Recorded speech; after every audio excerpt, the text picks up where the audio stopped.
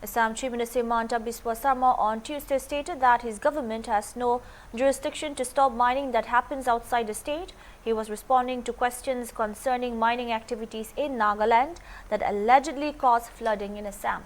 He said he will raise the issue with the centre. Stating that there was no illegal mining in Assam, Sarma said there is a need for a scientific study to determine the actual cause of the problem. The Assam CM earlier informed that assessment for damages done by flood will begin to expedite relief and rehabilitation for families affected.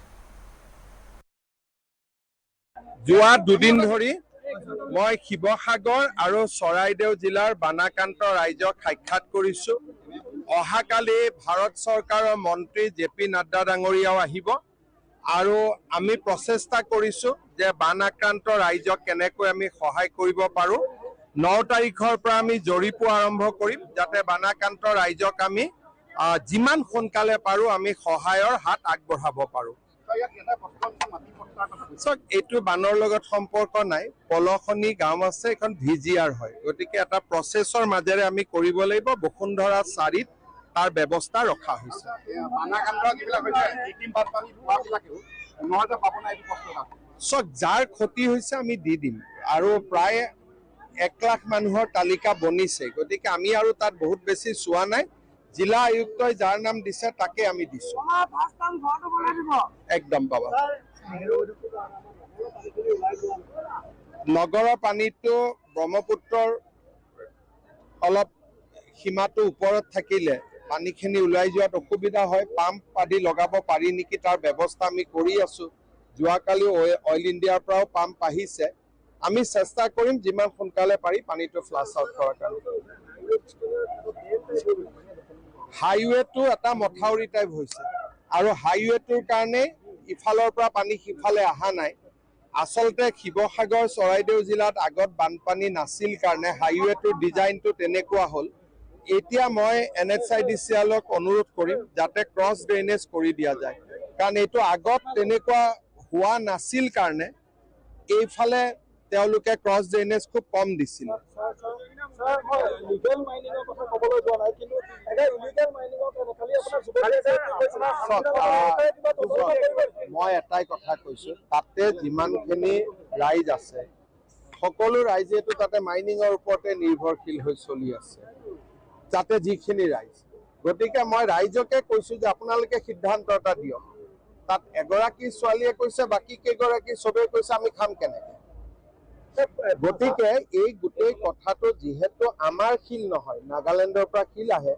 আমি মাইনিংটো তাতে নাগালেণ্ডতো অসম চৰকাৰে বন্ধ কৰিব নোৱাৰে আমি crusher কেইটা বিহুবৰত বন্ধ কৰি দিব পাৰো গতিকে সেইটোৰ ফালৰ পৰা যদি কিবা লাভ হয় ডেফিনেটলি আমি কৰিব পাৰো কয়লাওতো অসমততো নহয় নাগালেণ্ড এখন চৰকাৰ তেওঁলোক এখন নিজৰ চৰকাৰ নাগালেণ্ড চৰকাৰে কি নীতি ল'ব কি নীতি নল'ব সেইটো ভাৰত চৰকাৰৰ থ্ৰুদি আমি কথা পাতিব লাগিব মই বন্ধ কৰি দিম বুলি ক'লে মইতো অসমৰ মুখ্যমন্ত্ৰীহে কিন্তু অসমৰ ভিতৰত কোনো ইলিগেল তাতে মাইনিং নহয় অসম ইণ্ডিয়ান গভৰ্ণমেণ্ট বা মই নিজেও গৈ ডাইৰেক্ট কথা পাতিব পাৰিম কিন্তু বানপানীৰ পৰিৱেশটো খামকাটত এবাৰ গৈ কথা পাতিম এইটোৰ ওপৰততো ডাঙৰ বিজ্ঞানী লাগিব কাৰণ প্ৰত্যেক বছৰে বৰষুণ হয় আগত হোৱা নাই এইবাৰ কিয় হ'ল তাৰ বিষয়ে স্যাটেলাইট ডেটা আদি লৈ গোটেইখিনি এইটো এটা ভাল কৰি IIT গুৱাহাটী বা ৰুৰকিয়ে চাই পেলাই ক'ব লাগিব এইটো যদি আমি ৰাজনীতি কৰা মানুহবিলাকে ইমান সহজে উত্তৰ দিব পাৰো তেতিয়াহ'লেতো মানে মোৰতো জিঅ'লজিও সাবজেক্ট নহয় জিঅ'গ্ৰাফিও নহয় মই কেনেকৈ উত্তৰ দিম কওক মইতো ৰাজনীতি বিজ্ঞানৰ ছাত্ৰ ডেফিনেটলি অধ্যয়ন কৰাটোতো মেইন কাম কিন্তু অধ্যয়নৰ ৰিজাল্ট কি ওলাব সেইটোতো আমাৰ আৰু আপোনাৰ মতে নোলাবও পাৰে গতিকে আমি বানপানী হৈ যাওক ভাৰত চৰকাৰক অনুৰোধ কৰিম যে আপোনালোকে অধ্যয়ন কৰক নাগালেণ্ডতো বানপানী হৈছে তেওঁলোকে অধ্যয়ন কৰিব লাগিব তেওঁলোকৰতো অৱস্থা বেয়া হৈ আছে গতিকে আমি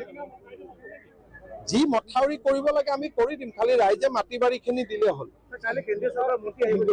কালি নাড্ডাজী আহিব আমি নেপালী খুঁটিত লৈ যাম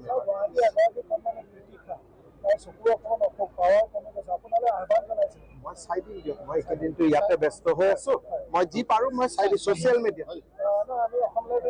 অসম লাইভে নিউজ কৰিছো মই চাই দিম আপোনালোকে